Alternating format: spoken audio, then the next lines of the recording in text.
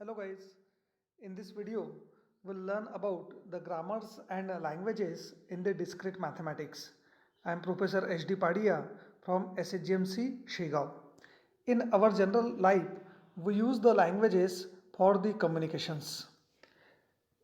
The principal method of the human communication consisting of the words used in a structured and conventional way and conveyed by the speech, writing or gesture, that's we called a language.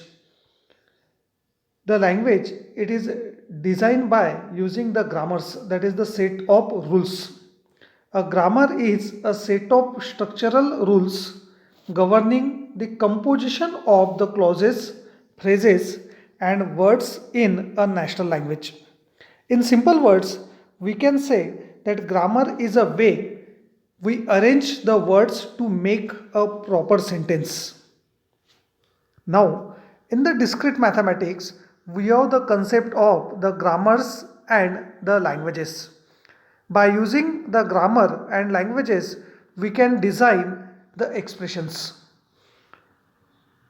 In general life, a language consisting of a finite or an infinite set of sentences. A grammar consisting of a finite set of rules or the productions, which specify the syntax of the language.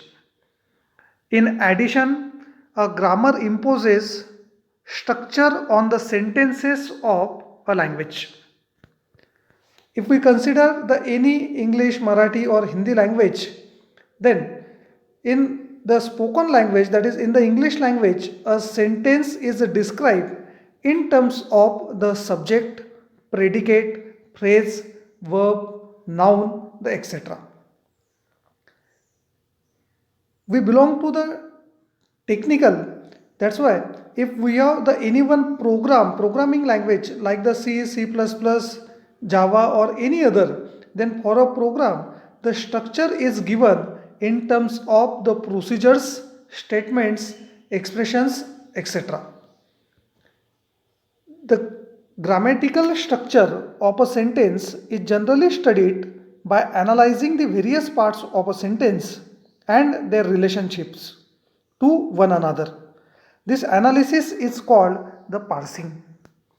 Suppose we have the any one sentence in the English language, then this sentence is divided into the two parts, the subject and the verb phrase.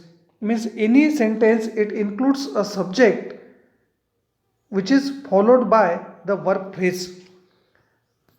The subject, it is also divided into the article and a noun, and the verb phrase, it includes the verb and the object. The object, it include the noun phrase and which again include the article and noun. That is the analysis of the sentence of English language. If we consider any one example here, suppose example is a monkey ate the banana, then it is an article, the monkey, it is a noun, ate, it is a verb, the, it is an article under the object, and banana, it is a noun under the object. Means a monkey, it is a subject, and ate the banana, it is a verb phrase.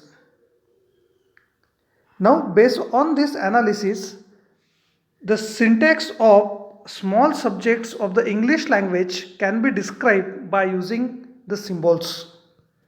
Suppose we consider the S for the sentence, the V for the verb, O for the object, capital A for the article, N for the noun, SP for the subject phrase, and VP for the verb phrase, NP for the noun phrase. That's our consideration for all these parts of the English language sentence. In the following rules, suppose we consider as per our previous analysis, as per our previous tree diagram, the S, that is a sentence, it includes the subject phrase and the verb phrase. That's why we here are defining the rule that S tends to the SP followed by the VP. The subject phrase, it includes the article and noun. That's why we have defined the rule that SP tends to the A, that is article and noun. VP, it is a verb phrase. It includes the verb and object. Object, it is nothing but a noun phrase. That's why O tends to the NP. And the last NP, that is noun phrase, it includes the article and noun. That is the NP tends to the AN. These are the rules that sentence, it includes the SP, subject phrase and verb phrase. SP tends to the article and noun. Verb phrase tends to the verb and object. Object tends to the noun phrase, and noun phrase, it tends to the article and noun. For this example, if the capital A is a, capital N, that is noun, is a monkey, verb is ate, then again article, that is the, and the second noun is banana. Now, the structure of a language is discussed by using the symbols such as the sentence, verb, subject phrase and the verb phrase, which represents the syntactic classes of elements. Each syntactic class consists of a number of alternative structures, and each structure consists of an ordered set of atoms which are either primitive or syntactic. These alternative structures are called the production or the rules of syntax. That is a grammar. The rules of syntax or the productions, that's we called a grammar.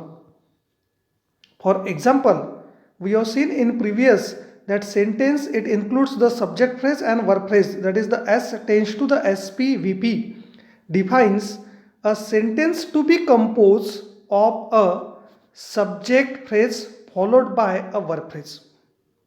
The symbol, this arrow, that is the tends to, it separates the syntactic class sentence from its definition. The S tends to the SP, VP, it is a set of rule. Now, consider these productions that we have defined in previous. Therefore, the generation or the derivation of a sentence is, we have to always consider the capital S as a starting symbol, because we have to derive the sentence. That's why we have to always start for the derivation from the starting symbol capital S. Here, the starting symbol, it is a sentence. We have to derive a sentence. That's why we have started from the first production S tends to the SP followed by VP. Now, from the second production, we know that SP tends to the AN. That's why we have replaced this SP by the AN. Now, in the next, we know the A. There are the two capital A. The capital A tends to the small a and capital A tends to the D. As per our requirement, you can use any production. We have to derive this statement, a monkey ate the banana. That's why we have replaced this capital A by a small a and capital N by a monkey. Again, there are the two nouns, monkey and banana. As per our requirement, we have selected this production as tends to the monkey and we have replaced this N by a monkey. Now it is the S tends to a monkey and VP. Now as per the third production, VP tends to the VO, that is the verb and object. That's why we have replaced it. The next we know the verb tends to the ate. As per this production, that's why we have replaced the V by the ate. Now there is only the one non-terminal element, that is capital O. The O tends to the NP. We have replaced it. The NP tends to the AN, that is the article and noun. We have replaced it. Now again we have to replace this non-terminal element capital A by the terminal element The capital A is again, it is a small a or it is D. We can select as per the requirement, and capital N is again, there are the two choices, the monkey or banana. As per our choice, as per our requirement, we have replaced capital A by D and capital N by banana. Like that, we have designed a sentence that a monkey ate the banana from the given productions. Now, there are the four possibilities. Using the same, you can derive a sentence, a monkey ate the banana, that's we already derived. You can derive a banana ate the monkey, it is wrong, but you can achieve this also. The monkey ate a banana, and last you can derive the banana ate a monkey. But as per requirement, we have derived a monkey ate the banana, that is the first. But if we have to derive the second, third or fourth, then it is possible. Now we'll discuss about the grammar. A grammar is defined by a four tuples in the discrete mathematics. It is defined by the capital G. It is a ordered set, that is the Vn, Vt, S, phi. The order is matter. All these four tuples must be in a order. Now the Vn, it is a set of non-terminal, that is non-terminal elements. Vt is a set of terminal elements. Capital S is a starting symbol and phi is a finite subset. That is rules of syntax, that is a production. Now what does it mean, the Vn, that is the set of non-terminals and the set of terminals, that's we'll discuss. In general, an element, the ordered pair alpha, beta is written as that alpha tends to beta and is called a production rule or rewriting rule. For our previous example, Vn is a set of non-terminals. We know the meaning of terminal, where the point is end, it cannot expand, that's we call the terminal. In our previous example, the Sp, it is a non-terminal because Sp tends to, we can replace this Sp by any other production. The Sp tends to, we have the Vp, V, O, N and Np. All these elements we can replace by any other element, that's what we call that the Sp, Vp, V, O, N and Np. It is a set of non-terminal elements, set of non-terminals. Then Vt is a set of terminals. In our previous example, we cannot replace this small a by any other. It is an end. Same for the monkey, banana and it. These five are the terminals. We cannot replace this five by any other. It is an end. The capital S is a starting symbol. In our previous, the starting symbol is by default capital S for the sentence, and the last is a phi is a finite set. In our previous, the phi means the productions. Then we have this productions, that is the Sp tends to S tends to Sp, Vp, Sp tends to the An, Vp tends to Vo, O tends to the Np and Np tends to the An. It is a set of production. Now we'll discuss about the types of the grammar. There are the three types of the grammars: the context sensitive grammar, context free grammar and regular grammar. First we'll discuss about a context sensitive grammar. A context sensitive grammar, in short it is called as the CSG, is a formal grammar in which the left hand side and right hand side of any production rules may be surrounded by a context of the terminal and non-terminal symbols. Generally, in the grammar, in discrete mathematics, the non-terminal elements are defined by the capital letters and terminal elements are defined by the small letters. Now, if in any set of productions, the left hand side and right hand side of any production rules may be surrounded by a context of the terminal and non-terminal symbols. Means in the left hand side and right hand side, the terminal and non-terminal both are available, then we call it is a context sensitive grammar.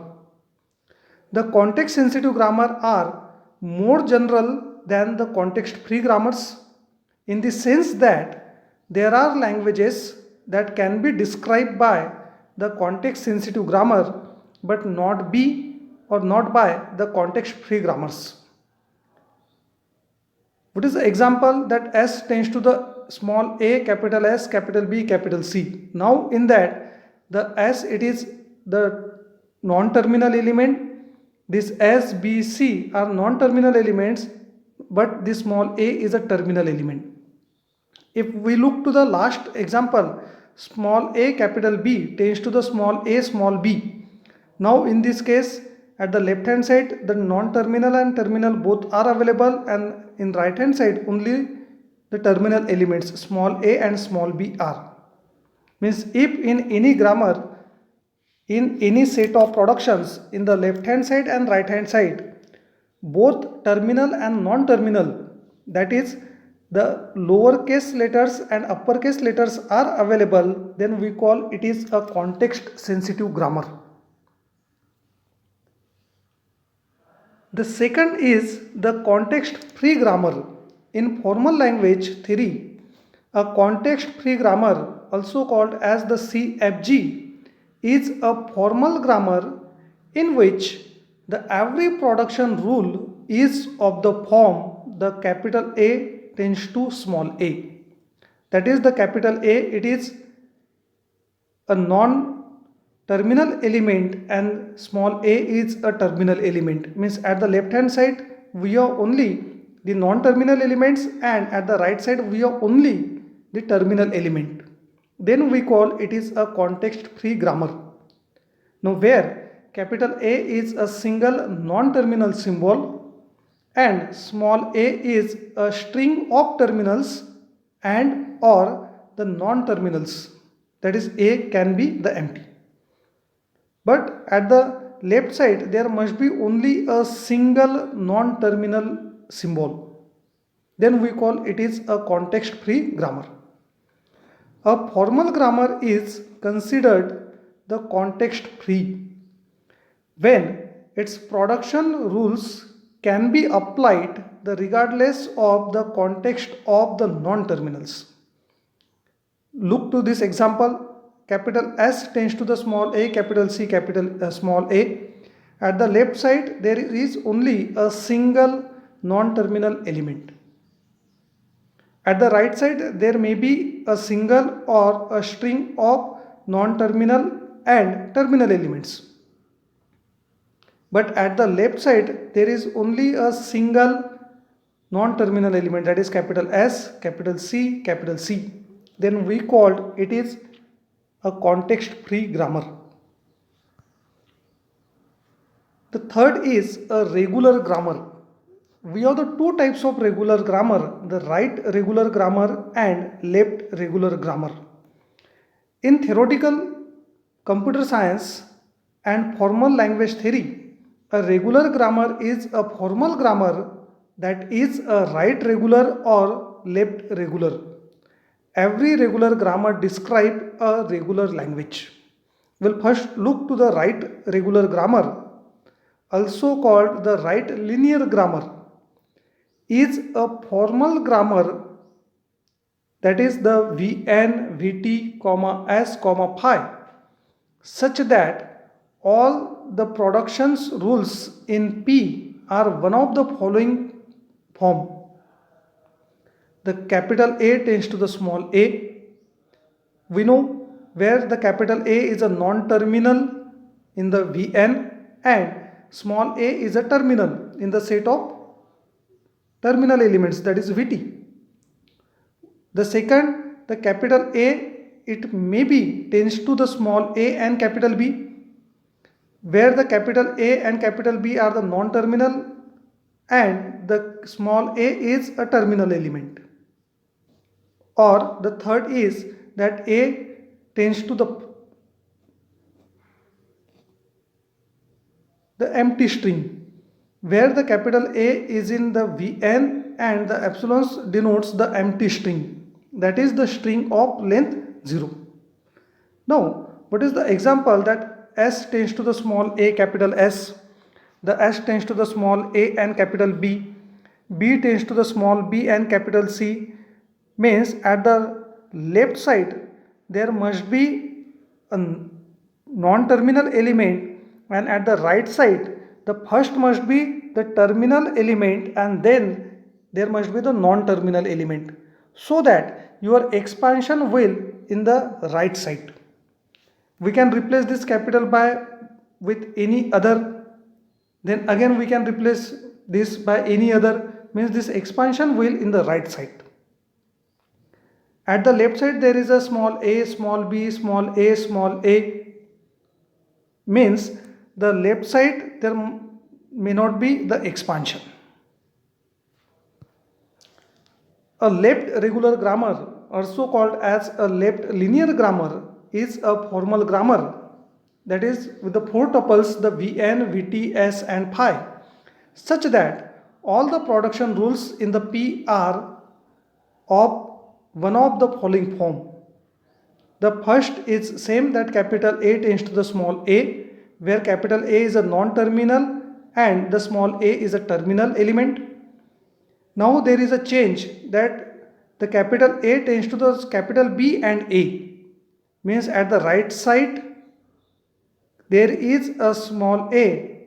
We cannot replace this terminal element, but we can replace this capital B, that is a non-terminal element, means now this expansion will in the left side if we perform this. The third is again the A tends to the epsilons, where A is in the non-terminal element and epsilons denote the empty set, that is the empty string with length 0.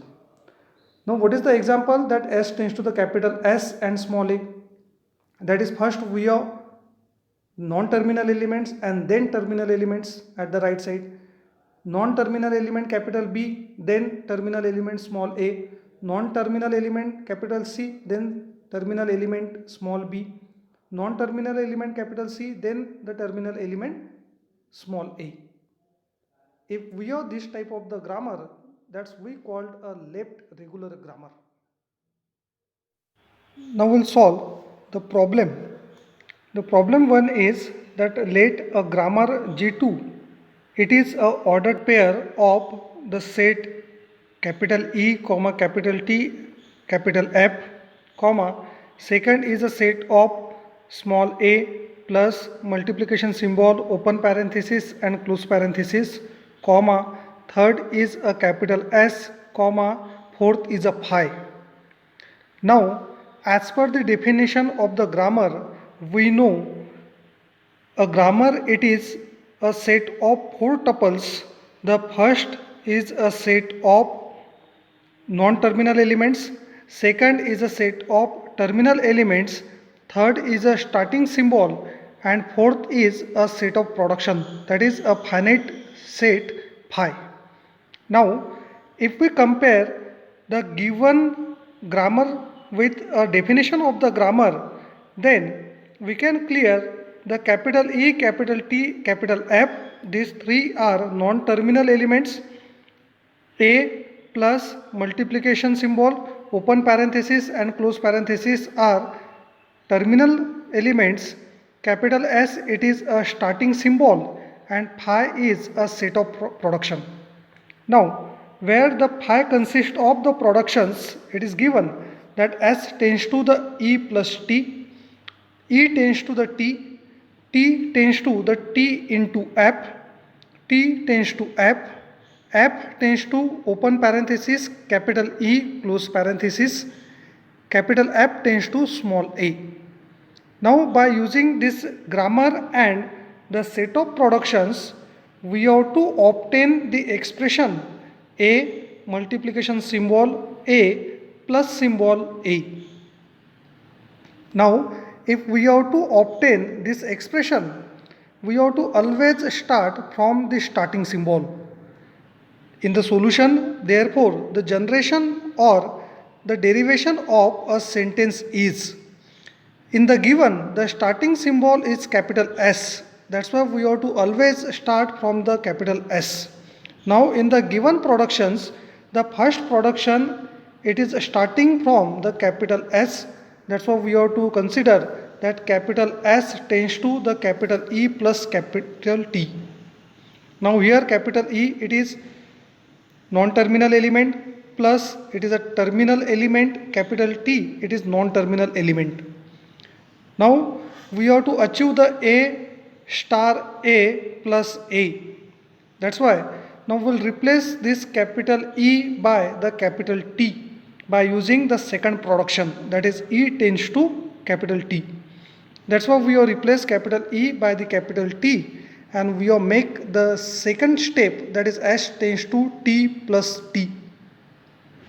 Now in the resultant expression we require the three elements with the two symbols, but now here we have only the two elements, that is capital T and only one symbol.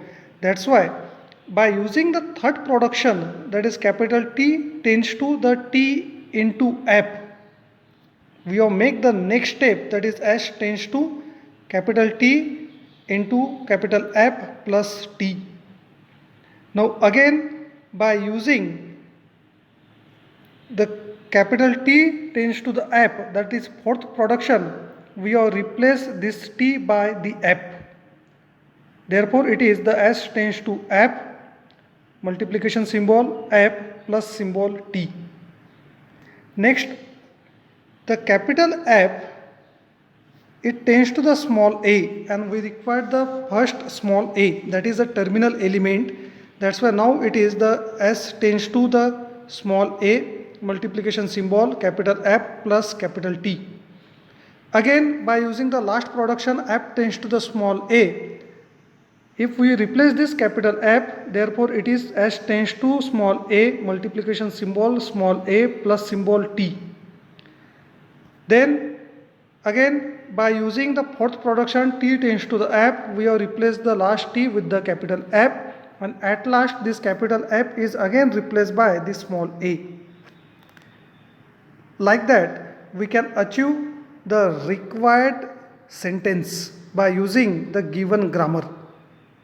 We have derived, we have obtained that S tends to, that is a sentence is the small a, multiplication symbol small a plus and small a.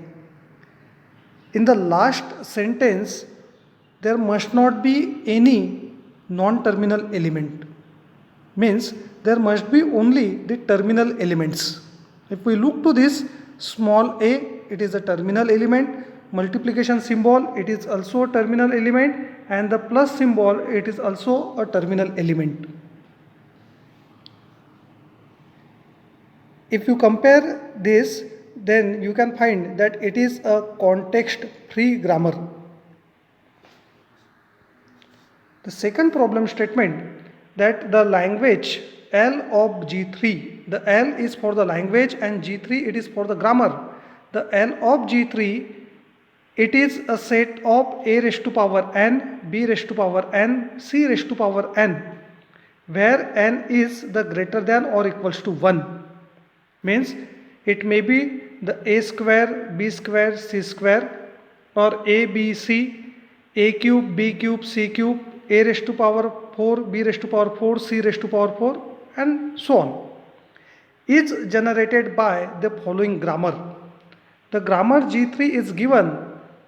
It includes the four tuples. The first is a set of non-terminal elements which are denoted in the uppercase letter, that is capital S, capital B, capital C. Second, it is a set of terminal elements which is written in the lowercase letters, small a, small b, small c.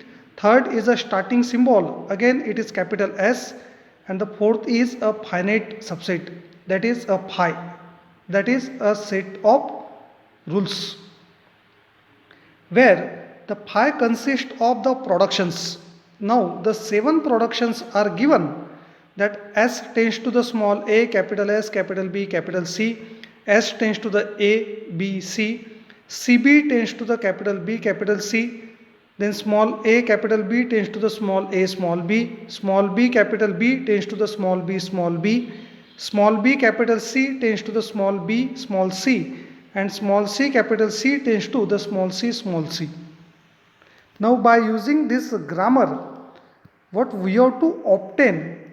We have to obtain a string that a square, b square, c square, that is the a, b b, c c. If we have to derive the any string, then we have to always start from the starting symbol, and in the given grammar the starting symbol is capital S. That's why we can start from the first production, that is S tends to the A, S, B, C, or we can start from the second, that is S tends to the A, B, C. But here we required the 2A, that is A, B, B, C, C. If we require the two more than one A in the derived sentence, then we have to start from the first, that is S tends to the A, S, B, C, so that we can replace this S again. Therefore, the first is the S tends to the small a, capital S, capital B, and capital C, where A it is terminal element and the capital S, capital B, and capital C are non-terminal elements. Again we required one A, that's why we will replace this capital S by the second productions. If we replace this capital S by the small a, capital B, and capital C, then it is the A, capital B, capital C, and then this remaining the capital B and capital C. In the required string, we required the 6 elements, that is A, B, B, C, C. Now in this S tends to the A, B, C, B, C, we have the 6 elements. Now A, that's we have achieved, but at the third and fourth position we require the BB. That's why we'll first arrange this BC like the BBCC. Therefore, by using the third production, that is the CB tends to the BC, we have replaced this CB as a BC. Now it is in a sequence, that A, B, C, C. Now next we can replace this small a and the capital B by using the fourth production, the small a and capital B, by the small a and small b. The next again we require the small b, therefore we will replace the small b and capital B by the small b using the fifth production. The next we require small c and small c, therefore using the next production we will replace the small b, capital C, by the small b, small c. We have remain only the last is capital C, that is a non-terminal element, but we required the small c here, therefore at last we will replace the small c, capital C, by the small c. Like that, by using this grammar, we can achieve the A, B, C, C, that is the A square, B square, C square. If we have the same problem statement for the a raised to power 3, b raised to power 3, c raised to power 3, or a raised to power 4, b raised to power 4, or c raised to power 4, then we can derive it. If we look to the type of the grammar, then it is a context sensitive grammar, because in left side and right side, in the both side, there are the terminal and non-terminal elements. Now we'll continue with the same grammar to derive the a cube, b cube, c cube, that is a string a, b, c, c, c. that is a string with the 9 elements. Now we'll always start from the starting symbol, that is capital S tends to the small a, capital S, capital B, capital C. Now in the required string we required the 9 elements, but there are only the 4. That's why again we'll replace the capital S by the first production, that is by a small a, capital S, capital B and capital C. Now if we look to the screen, then in this step there are the 7 elements, but we required the 9. Therefore now we'll replace the capital S by the second production, that is the small a, capital B and capital C. Now in this step there are the 9 elements. The first 3A, that's we are already achieved, that is the A. The next we require the B and the C. That's why we have to arrange all this BC like B, C. Therefore using the third production we can replace this capital C and capital B as a capital B, capital C. Again there is a term that capital C and capital B, that's we can replace by the capital B and capital C. Again there is a term that capital C and capital B, using the third production, that is CB tends to BC, we can replace this as a capital B and capital C. And now in this step we have achieved all the elements in a sequence, that A, B, C. The first 3 are terminal elements, but now the remaining 6 are the non-terminal elements.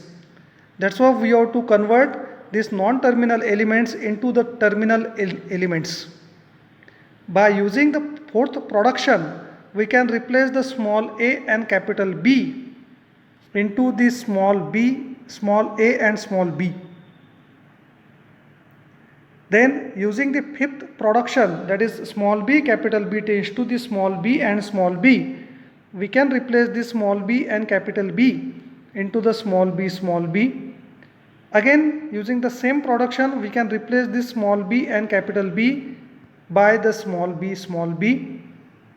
By using the next production, that is the sixth production, that is small b and capital C tends to the small b, small c, we can make it the B, small c, capital C. Now by using the last production, this small c and capital C can be replaced by the small c and small c, and at last again the small c and capital C can be replaced by the small c and small c. That is, by using this grammar we can derive A, B, C. That is a raised to power 3, b raised to power 3 and c raised to power 3.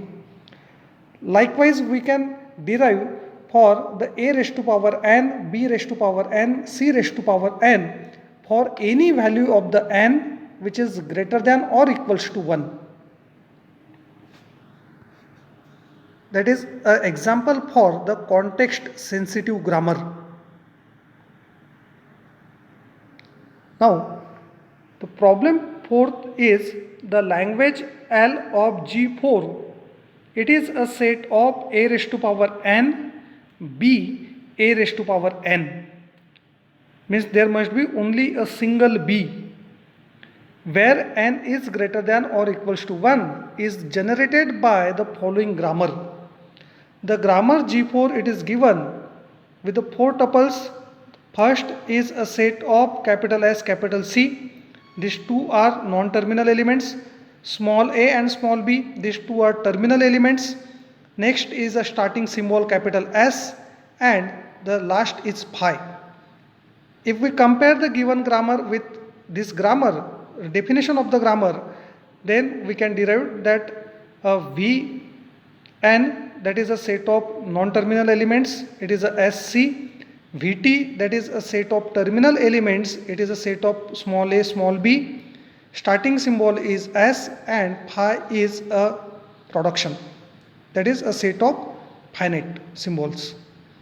Where the phi consists of the productions, three productions are given: S tends to the small a, capital C, small a; capital C tends to the small a, capital C and small a; and the last is the capital C tends to the small b. Now by using this given grammar, suppose we have to derive a string a square b a square, that is a string with 5 elements a b a. Then we always start from the starting symbol, that is capital S tends to the small a, capital C and small a. Now in the required string, there are the 5 elements a b a. That's why we'll replace this capital C by the second production, that is a, capital C and a, so that it is the S tends to the a C a. And at last we can replace this capital C by the small b, so that we'll derive the a b a. It is a very simple problem. Now if we look to this grammar, then it is a context free grammar, because in the left side there is only a single non-terminal element, that is S, capital C and capital C. Then we call it is a context free grammar. If we'll continue the same problem, but to derive the a raised to power 4 b a raised to power 4, that is a b a means a string with 9 elements. Then again we'll start from the starting symbol, that is S tends to the a, capital C, small a. We'll replace this capital C with the small a, capital C and small a. Now there are the 5 elements, but we require 9. That's why again we'll replace this capital C by the a, C, a. Now there are 7 elements, but we require 9. Then again we'll replace this capital C by the small a, capital C and small a. Now before the C there are the 4a, that is a raised to power 4, and after C there are 4a, that is a raised to power 4, and that's we required. Therefore now we'll stop, and at last we'll replace the capital C by the small b. If you look to this step, then there are all 9 are the terminal elements, and that's we required, that is a raised to power 4 b a raised to power 4. We already cleared that it is a context free grammar. Now we'll move towards the problem 6. The language L of G5, it is a set of a raised to power n, b a raised to power m, where the value of n comma m is greater than or equals to 1, but the value of n and m may be the different, is generated by the following grammar. The grammar G5 is given. The first is a set of non-terminal elements, capital S, capital A, capital B, capital C. Second is a set of terminal elements, small a and small b. Third is a starting symbol, and the last is a phi. And where phi consists of the 5 productions, that is S tends to the small a, capital S, S tends to the small a, capital B, B tends to the small b and capital C tends to small a, capital C, and the last is the capital A tends to the capital C tends to the small a. Now by using this given grammar, suppose we have to derive the a square b a cube, that is the a b a means a string with 6 elements. Now we always start from the starting symbol, that is capital S tends to the small a, capital S. Now initially we required 2 small a, Now we'll replace this capital S by the second production, that is the A and B, because we required only the two A and the starting, and then we required the B. That's why we have used the second production and we have replaced capital S by the small a and capital B. Now by using the next production, we replace the capital B by the capital B and the capital small b and capital C, so that we get the third element small b. Now by using the next production, we have replaced the capital C by the small a and capital C. Again by using the same, because we require the 3 times a, we replace the capital C by the small a and capital C. Now we have achieved the 2 small a and we require 3. That's why now we'll replace the capital C by the last production, that is small a. In this stage we have achieved the required string, that is AA, B, AAA. If you look to the given productions, then in the given productions at the right side there is a small a and capital S, small a and capital B, means the terminal element first and then non-terminal element first then non-terminal element. Here also same, here also same, that is a terminal element first and then non-terminal element. Therefore it is a regular grammar.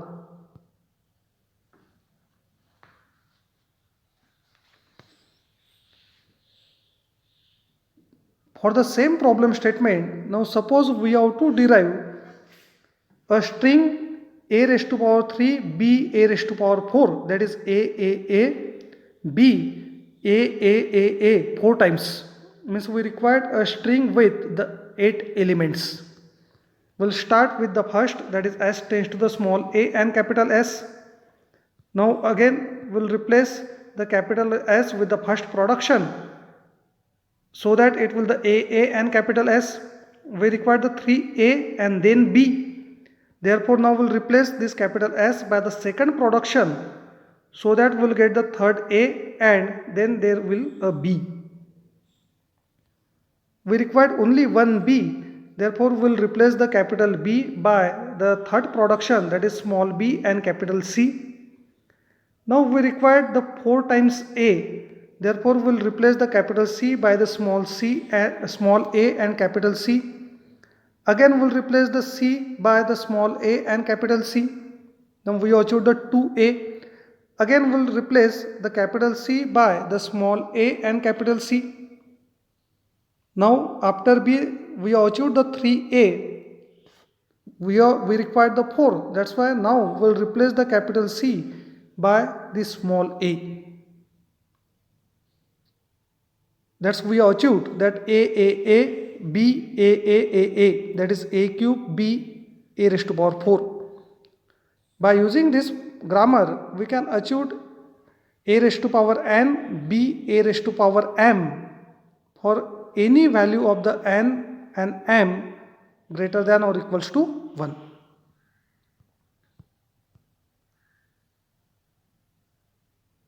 Like that, we can derive the any language by the given grammar. Thank you for watching this video.